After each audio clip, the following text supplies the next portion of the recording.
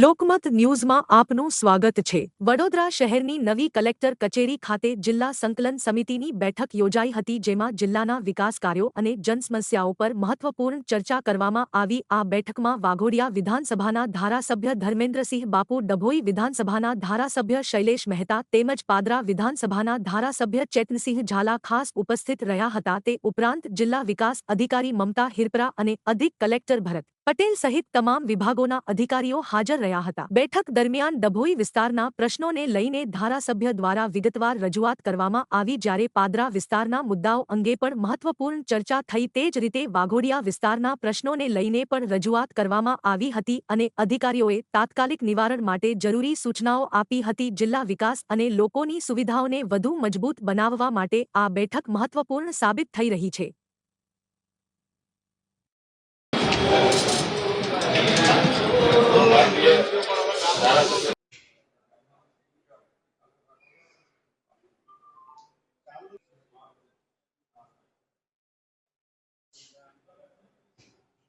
વડોદરા જિલ્લામાં ડભોઈ ખાતે વઢવાણા તળાવ આવેલું છે। ઇરિગેશન માટેનું સૌથી મોટું તળાવ છે મધ્ય ગુજરાતનું।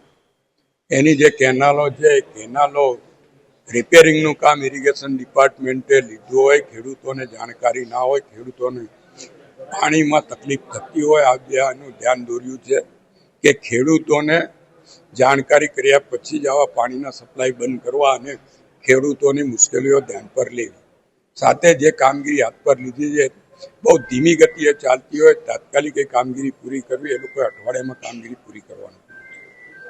અત્યારે યુદ્ધના કારણે જે ગેસના બોટલોમાં કાપ મૂકવામાં આવ્યો છે, ત્યારે જે સંસ્થાઓ નિઃશુલ્ક ભોજન પ્રસાદી આપતી હોય એવી સંસ્થાઓ, વૃદ્ધાશ્રમો અને વિદ્યાર્થીઓની જે હોસ્ટેલો છે, આ તમામ પર જો કાપ મૂકવામાં આવ્યો તો એ કાપ બંધ કરીને એ લોકોને પૂરતો ગેસના સિલિન્ડરોનો સપ્લાય આપવામાં આવે એવી અમે માંગણી કરી છે। સાથે DILR દ્વારા જે ખેડૂતોના ખેતરોનો સર્વે કરવામાં આવ્યો છે, એ સર્વેમાં વિસંગતતાઓ છે, એ વિસંગતતાઓ ધ્યાનમાં લઈ ફરીવાર સર્વે કરવો અને કેટલાક સર્વેયરો કોઈ ખોટી ડિમાન્ડ કરતા હોય ખેડૂતો પાસે, તો એને ધ્યાનમાં લઈ તાત્કાલિક એ લોકો પર પગલાં લેવા જોઈએ એવું અમે કીધું છે।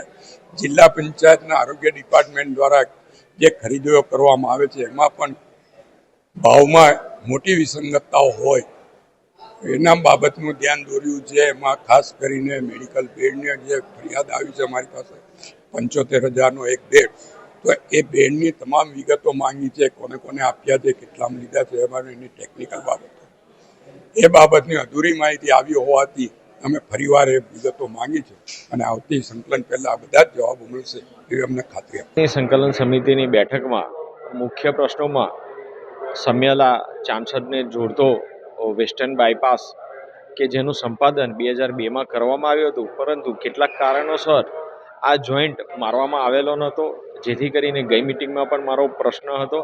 તો ગઈ મિટિંગથી આજ દિન સુધીમાં જે તે જગ્યાનું સંપાદન અને કબજો લઈ લેવામાં આવ્યો છે અને ટૂંક સમયમાં જ આ બંને રોડને વેસ્ટર્ન બાયપાસ કે જેને જોઈન્ટ મારી દેવામાં આવશે સમિયાલાથી, જેથી કરીને રાહદારીઓને ખૂબ જ અનુકૂળતા રહેશે। સાથે જ વડોદરા કોર્પોરેશનમાંથી STPનું પાણી એ સમિયાલા થઈને પાદરા તાલુકાનો સોગડા ખુદ પાટોદ થઈને નદીમાં જાય છે, જે પાણીના નિકાલનો યોગ્ય રસ્તો ન હોવાથી રસ્તામાં કેટલાક નાળા બનાવવાની જરૂર છે અને એ નાળું ન હોવાને કારણે આ પાણી અમારા પાદરા તાલુકાના ગામોમાં એ તળાવમાં, વરસાદી કાંસમાં આ બધી જગ્યાએ પ્રસરતું રહે છે, જેથી ત્યાં પાણી જમા થઈ રહે છે।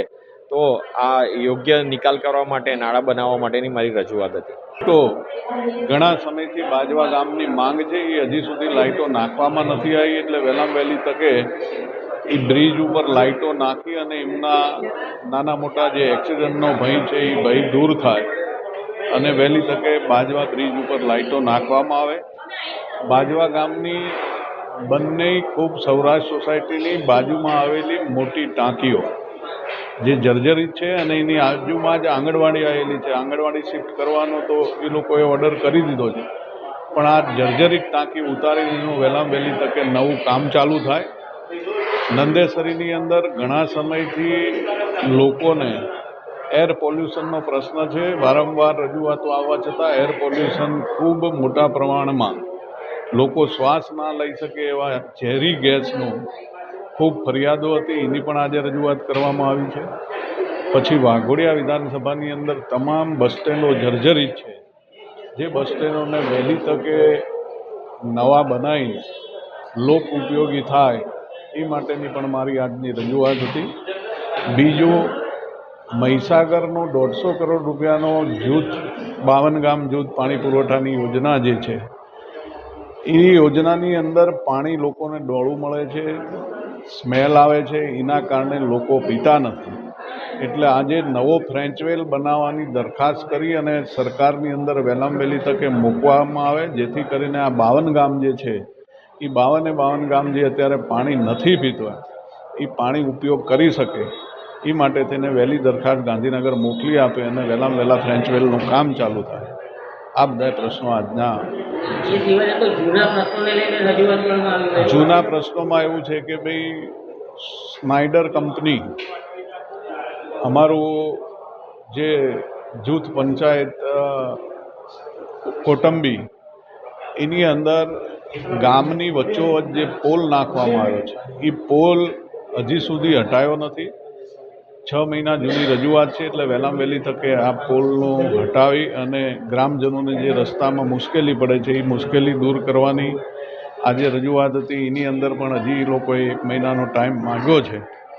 એટલે આ બધા બીજા પણ 2-3 જૂના પ્રશ્નો હતા, એનું નિરાકરણ વહેલામાં વહેલી તકે આવે એવી આજની રજૂઆતો હતી ને એ લોકોએ ગંભીરતા લીધી છે કે ભાઈ આ જે કંઈ જૂના પ્રશ્નો છે એને 1-8 મહિનાની અંદર અમે નિરાકરણ લાવશું.